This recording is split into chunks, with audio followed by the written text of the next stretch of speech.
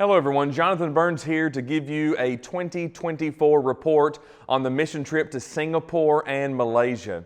I want you to know as we begin this presentation that these trips would be impossible without you. This was now my 8th or 9th trip around the world into areas like Singapore, Malaysia, China, the Philippines, and other nations with the team of which I work with, doing various works all throughout the month of November and sometimes partly in December. This year's trip took us from November and into the first few days of December as we traveled home. I want you to know that my sincerest thank you goes out to you in helping in all the various aspects. The money that you sent went to a variety of projects. Some of it went to land travel and air travel. Some of it went to hotel expenses. Also, it went to sending out USB resource drives throughout all sorts of different areas overseas, sending 3,000 electronic books into various nations. In our trip today, I want to give you 4 different areas to give you an update so you can travel with me as I go on my trip. I want to talk about travel, and we'll talk about travel by air and travel by land. I want to talk about location, and there I'm going to talk about Singapore and Malaysia and give you some demographics of things that we do and places that we go. I then want to look at the purpose. Why are these trips important? Why are we taking them? And what's the big deal about sending reports and doing things around the world? And then I want to end by looking at the 4 C's Bible College and Missions, and there we'll be able to see some things together that hopefully will give you some things that we can do as we press forward. Let's move forward and let's talk about travel. And to do so, I want to think about travel by land. Now, I want to share with you a couple of things as we go through that help you focus on how we would travel. First, I want you to see what took place this year. We made our way from Nashville, at least for me, from Nashville to Atlanta. There, the entire team assembled together. That's Billy Bland, Tim Hayes, Tim Burrows, and myself. From there, we flew from Atlanta to JFK, or John F. Kennedy Airport, and we overnighted in the New York area. Now, that was around 4 o'clock on Monday. We did not leave Tuesday until 10 p.m. So what we did this year is we rented a car. We found a service that got us a car very cheap so we could travel to the hotel and then travel around the next day as we made our way forward. And we drove around in New York. Now, it's not often on these trips that I am driving. However, I'm the one that got lucky enough to drive around as we were in New York. But we spend a lot of time in land travel by vehicles. And we travel all sorts of different ways, by land, by train, by air,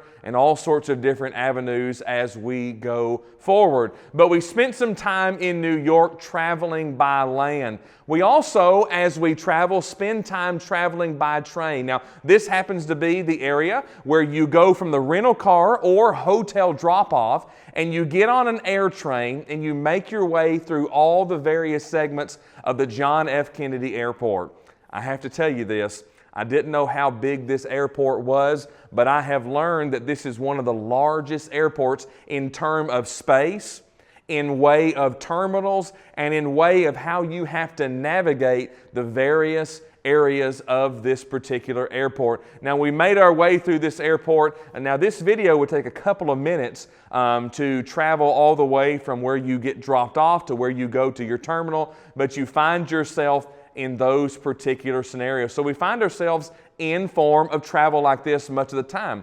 Now, we travel like this in Singapore as well. We will use their subway system. They call it their MRT, and we'll use that to travel in all sorts of different arrangements. Matter of fact, the reason we stay in the hotel we stay in has to do with taxi cab pickup, has to do with the MRT system, as well as their SMRT system in Singapore, where we can take the buses all in the same system. So when we made it to New York, we would go back to the airport the next day. We find ourselves going and traveling, and this is the 3rd stop through the journey as we make our way there. I want to show you Singapore by way of travel and by way of land. We spend a lot of time walking. This is the Orchard and Scotts Road area. We stay on Scotts Road, and there's a particular reason why we stay here. Number one, we can walk to anything we need. We can get to food. We can get to areas where we can buy medical supplies, medicine, or other things of that nature, and we can walk to anything in the vicinity of this area. We are about to go by, if you'll, right here in front of you, look kind of to your left, that building that had the word IMAX on it. If you go down below that building, you can hit the MRT system. You keep walking forward. You're just a little bit away from the hotel we stay at, and you will find yourself at the bus station, as well as a place where you can pick up taxis. Now, when I say bus station, I simply mean you're at an area where you can get on the bus. It's not an actual station, but we spend a lot of time walking. It's not a shock of any day in Singapore to walk 3, 4, and upwards to 5 miles as we go through. What I'm trying to get you to see is there are varying modes of transportation as we make our way throughout this particular region. Now, we also travel by car. I want to show you a video where we were in Malaysia. Now, we went to 2 different countries for myself. Billy Bland and Tim Hayes also went to Vietnam, but Tim Burrows and I were in a car together in Malaysia. And this is what the traffic looks like in Malaysia. Of course, they drive on the wrong side of the road, we might say, but here we find them on the left side traveling in this particular direction. And this was going from the airport to the hotel we stayed at in Malaysia. We stayed at an American-owned hotel, a Hilton hotel. And we had about a 45-minute to 1 hour and 15-minute drive as we made our way from the airport to the hotel. Matter of fact, you're going to find that anywhere you go in Malaysia, you're going to find at least a 30-minute to 1 hour drive. And many occasions, you're in very dense traffic.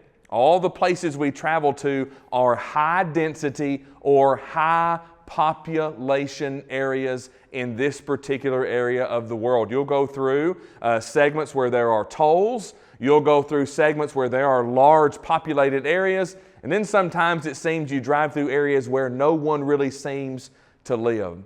They've recently built in Malaysia, from where we stay in the hotel, a train system, an air train. You could see some of that just a moment ago, but it would take almost 2 hours to make your way via train in that particular area. I want to bring you to the Jurong Church of Christ, which is where the 4 Cs Bible College and Missions exist. This particular video was one day after some sessions in the 4 Cs Bible College lectureship. It was time for lunch. Now, where we go to lunch when we're at this particular event, we walk ourselves down the steps and we make our way by the Chinese temple. You're going to see it come in view right here on the other side. So it's interesting. You've got a Church of Christ and a Chinese temple right beside each other. But you make your way through the back parking lot. You make your way through the gate of this particular facility. Here's the building. It's a 3-level building. And you make your way on to lunch. Now, everybody that's at the lectureship is practically going to go to lunch here. Some people will bring their lunch, but most people will walk back to this area. The first building that you see behind or in front of you is a wet seafood market. Now, if you want it, they got it. But I have to tell you, I don't ever travel to that particular building. We're going to turn right here, and we're going to kind of veer to the left here in just a minute, and we're going to make our way over to the Hawker Center. Now, there's 2 different places you can eat. You can eat at the building that's going to come up here in just a moment, or you can walk to the building in the back. Now, I want you to notice something. Look at all the traffic. Look at all the people. Here in just a moment, we're going to talk about the density of people, and we're going to use White County, Tennessee to describe the reason that the 4 Cs Bible College was placed in this area of Asia. Many years ago, this school was established, and there was a reason it was placed here. But I want you to see this as we start walking our way through and kind of see how most everybody lives here. Of course, when you think about Singapore, maybe you think about the movies that have been detailed and they talk about the wealth and the fame. However, most in Singapore live what you and I would call a regular life. This is a hawker center. All around the edge walls, you have stalls. These stalls may serve food, they may serve drink. You have places where you can turn your dishes back in, and interestingly enough, Singapore is called a fine city. And the reason they call it a fine city is everything by law can carry the penalty of a fine. If you don't bring your lunch tray back from your table to where you deposit it, you can receive a $500 fine. So everything in this city is done by law. That's why when you fill out your immigration paperwork, it used to be done by pencil, now it's all electronic. But in the times it was on paper, at the bottom of that segment, when you took that off, you would have a piece you would keep. It would say, penalty of death for drug traffickers. They are a nation of laws. So the same thing is true in this center in the back. As the center in the front, you return all your things and make your way back as you go. But that's how you would walk and move about in this particular area. Now, as we think about this, I want to think about by air traffic. Travel by land, travel by car, by bus. I want to think about by air traffic. First, I want to show you a video of what it looks like to leave Singapore Changi Airport and fly to Kuala Lumpur, Malaysia. Now, it's about a 1 hour and 15-minute flight thereabout. But if you were to drive, which you could do, you could drive, and there's a segment called Johor Bahru, and you could go through one of the largest land checkpoints in the world. If you drove through that area, it would take you hours to go through immigration. A trip that can only take an hour or so might take 4 to 8 hours to drive. So we spend a lot of time in planes traveling in this particular area. Now, this flight would be very similar to what you would find on most domestic flights here in the United States. Almost just a short little jump, nothing over a couple of hours. That's this particular flight. Now, Singapore is a very busy airport, and you can see all this other traffic as you're in this particular area, but this plane is getting ready to ramp up. It's getting ready to take off, and then you find yourself in the skies. I also want to share with you what it looks like to fly back into New York. Now, this particular plane that's being shown inside the video is an Airbus A350ULR. It is one of the only planes that can make the over 10,000 mile journey from United States to Singapore or Singapore to the United States.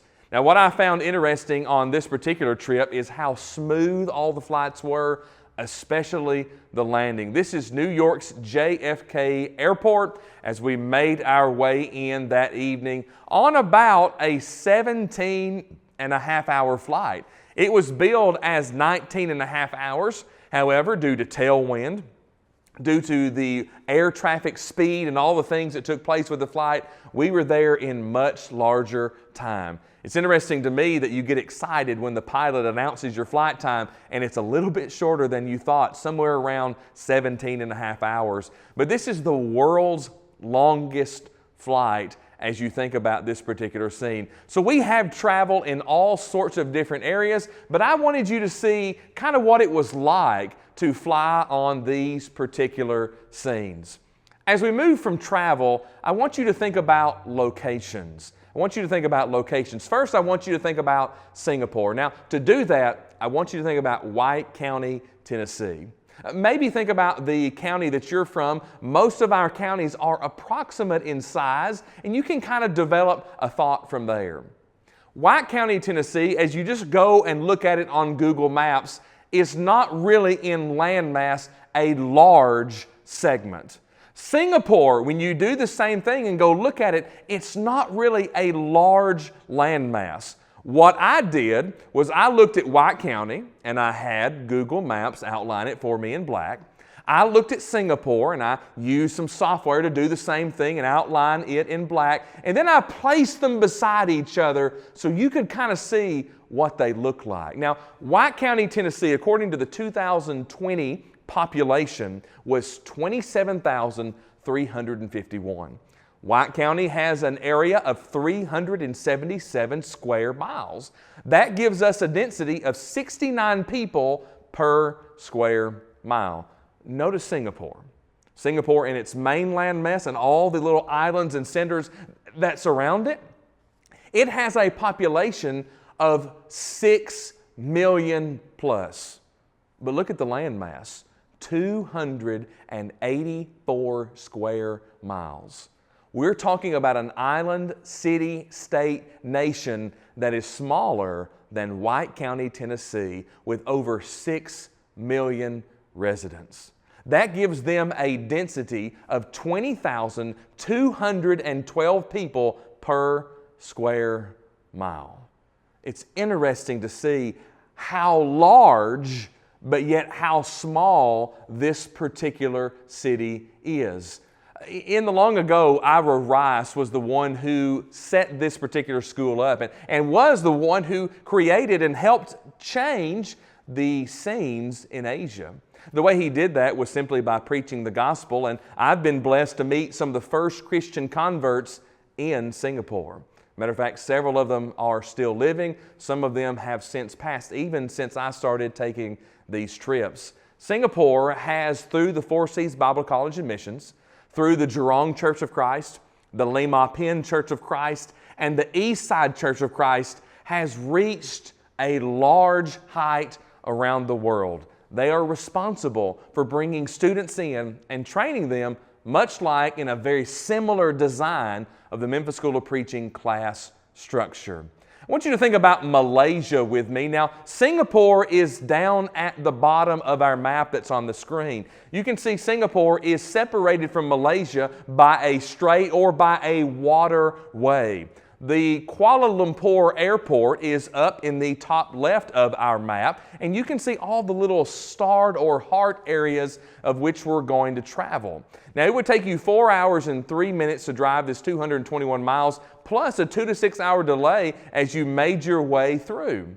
As we were in Malaysia, we spent time working with 6 different congregations: Klang, Kota Kemuning, Subang Jaya, Section 17, Cheras, and then the Kuala Lumpur congregation. As I was there, my first night, it was a Friday night, I was at the Kuala Lumpur congregation, or KL.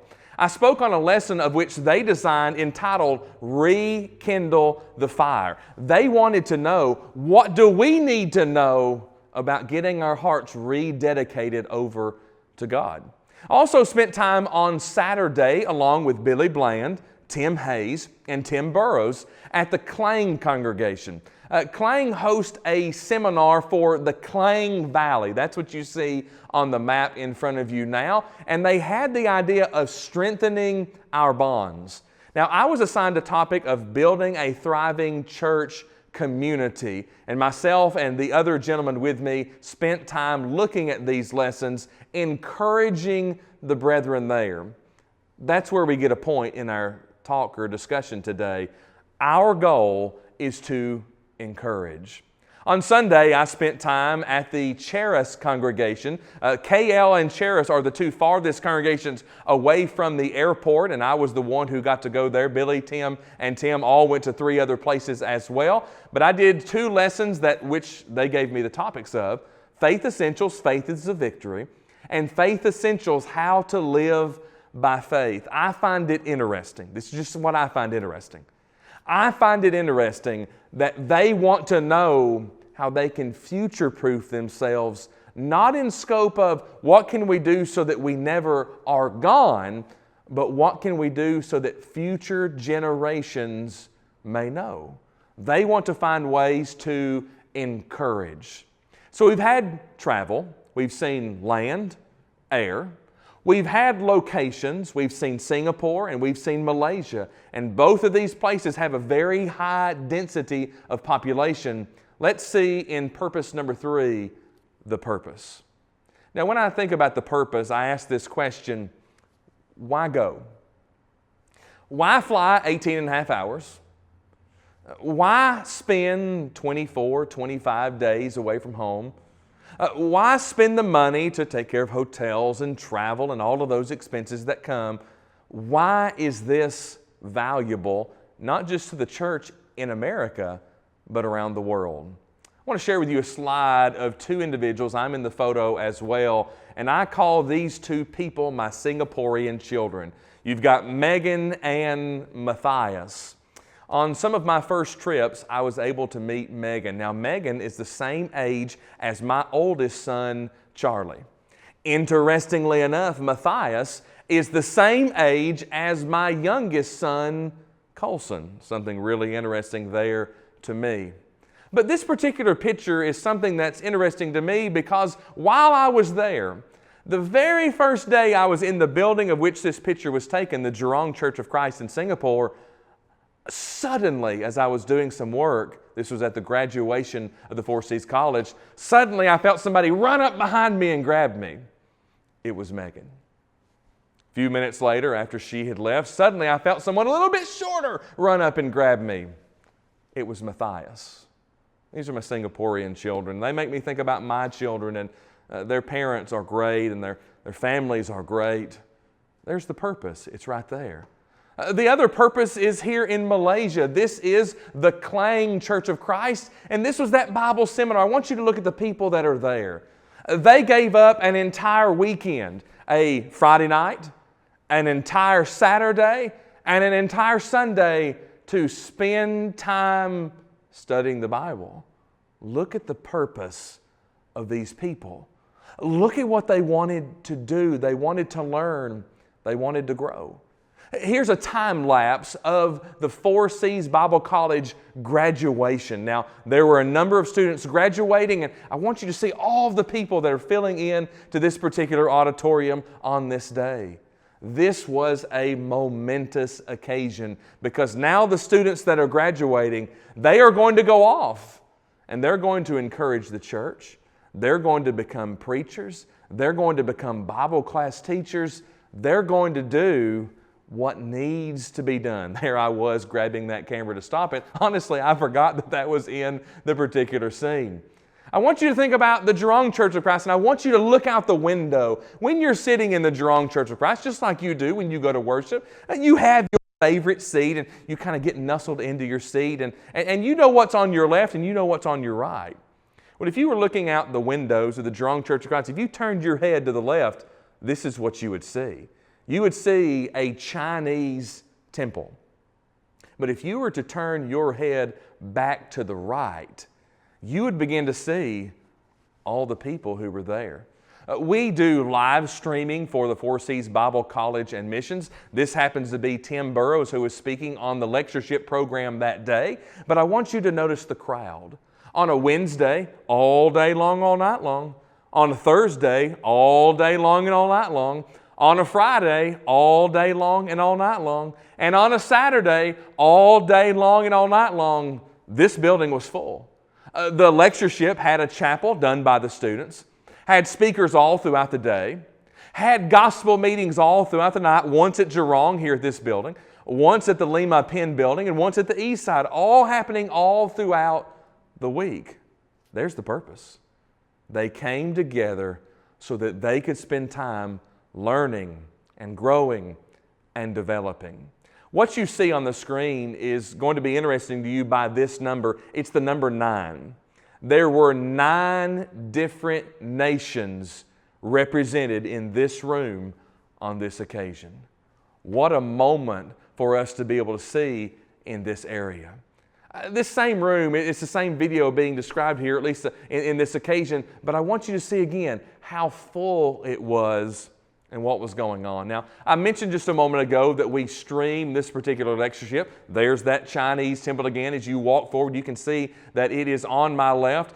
But we take all sorts of equipment over to the Four Seas Bible College and Missions, and this year we kind of feel like we got smart. What we did is we had some custom cables made, so we have left a tote with all sorts of things that we don't have to carry back and forth, so we can carry smaller amounts of equipment. We take a video switch, which you can see in front of me. This is the Blackmagic ATEM SDI ISO. We take recorders, we take cameras, we take things to ingest the PowerPoint. That way the people that are watching online can view just like they are sitting in the room. This is my little zone that they put me in over the last few years, and it's kind of gotten funny, the little red curtains that go around. But I want you to see people. Every year, the college takes a photo. This was during the time of which they were taking the photo, and if you want to see what it's like to get 200 people to get together to take a photo, this is it. These are the people who dedicated their lives to learn, to study, to grow. A couple of people I want to point out to you, they are the two people on the far right. You have Peter Chin, and standing beside him is his wife, Pui Fun. While we are in Singapore, they take care of us. They met us at the airport as we arrived. Not because they needed to, not because we didn't know where to go, but because they wanted us to see a familiar face when we walked out of immigration. And sure enough, as we got our bags, we turned around, and through this giant glass wall, we saw the Chins. When you think about the purpose, this is not, and don't take the way I'm going to say this the wrong way, this is not our full-time purpose. Of course and naturally, we want people to become Christians. While we were there, a young lady was baptized. As we were traveling home, 2 others were baptized. This is at the Limai Pen congregation. But we want to, in our minds, develop those who are there to have the desire to seek after. I want to share with you some people now. These people you will probably never meet. You'll probably never know them. But I've met them, and I know them. Both the men on the left side of the screen are involved at the Charis congregation. The lady on the right, she wanted her picture taken with me, and they later sent it over to me. But she was there just to study and to learn. She attends there regularly. They had a fellowship meal that night. This was a Friday evening, and it was a great time together.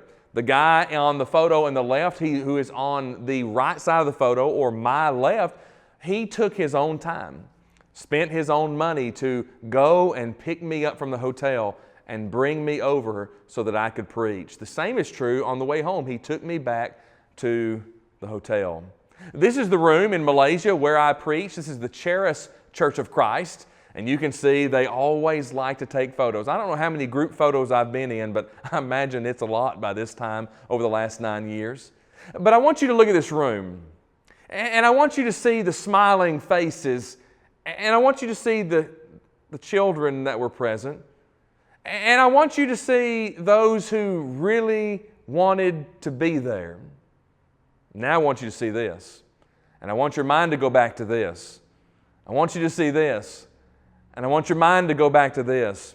I have found it to be the case that children all throughout the world love to have fun. I get to have fun with children all throughout the world, and this is a picture of something I do with my children. They send me 2 small items. Now, they got to be small because they have to carry in my backpack. But they send me 2 things so I can send them pictures, and I want them to feel like they're a big part of the trip. Now, don't worry. Don't fret. We were at the Malaysia airport, and I saw these 3 officers walk by. You'll notice they're a little bit different than the way we would see police officers.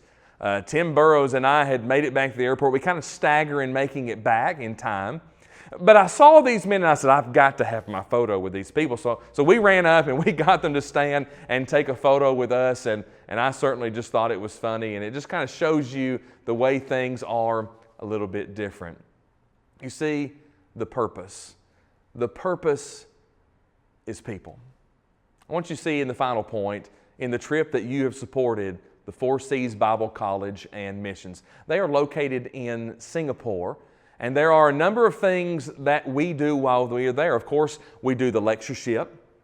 We do the gospel meetings. We preach on Sundays and teach on Wednesdays. But one of the things I go to do, one of the things you supported, is the streaming. Now, they've tried in various ways in the past to record, but they've never been able to do this. And about 7 years ago, they said, hey, can we figure this out? So we have, over a variety of trial and error methods, figured out how to do this. Now, graduation to Saturday, as we look at this particular scene, there were a number of views. In total, we had 16,349 views. 238 total reactions, that's likes, that's hearts, that's thumbs up, 72 comments, and 82 shares. Now, when we started doing this, we weren't able to get to those numbers because I'll be honest with you, we had to figure out how to do this and not at home. It's easy for me in this room right here because we just whipped this up and we put it together. It wasn't a big deal. But having to do it where you carry it in a carry-on or you carry it in your backpack is something much more complicated. Over the years, we've worked from going to a harder looking video. In other words, it didn't look that great, it was grainy, to something that is crystal clear. Something that has the same overlay such as we've used in this video with the PowerPoints and all the things that are used in the presentation. And we think as we've done this, we've been able to build a viewer base to do this. We streamed the Four Seas Bible College lectureship into 12 different nations. Now, I'm going to list them in alphabetical order. You have Australia, China, India, Indonesia, Laos, Myanmar, Nepal, the Philippines, Singapore, Taiwan, the United States, and Vietnam. Now, if we had just went to one or just traveled to one nation, Singapore, and just worked at the lectureship, here is the volume of reach that we were able to have. I want you to notice on that list of nations, there are some on that list of which we cannot enter.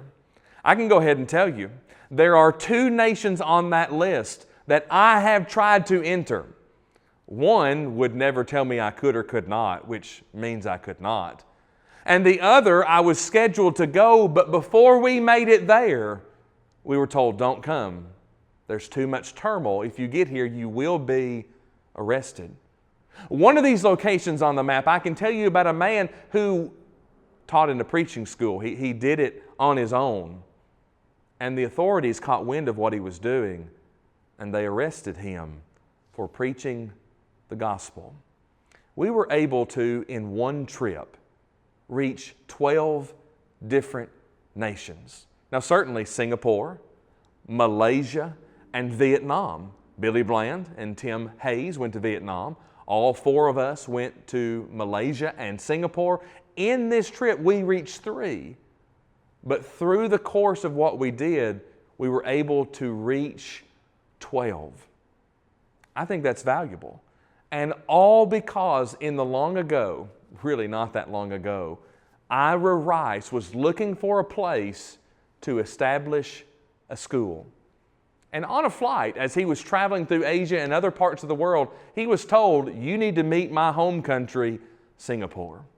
And thus, for me, when I first traveled to Singapore, that was the reaction that I had. Why was it here? And now I know. We're talking about a nation that speaks English. If you go to school in Singapore, you will learn English. You can learn any other language you want.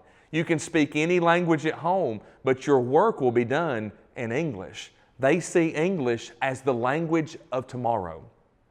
Number 2, you see the growth of this country. From being what used to be called the little red dot to now a world superpower, Singapore is a nation on the move. And while we were in Singapore at the Four Seas Bible College and Missions lectureship, 9 different nations of people came in to study the Bible. Throughout any given year, there are 4 or 5 different nations represented in the student body. And what an impressive school it is. What an impressive place it is. I want to thank you again.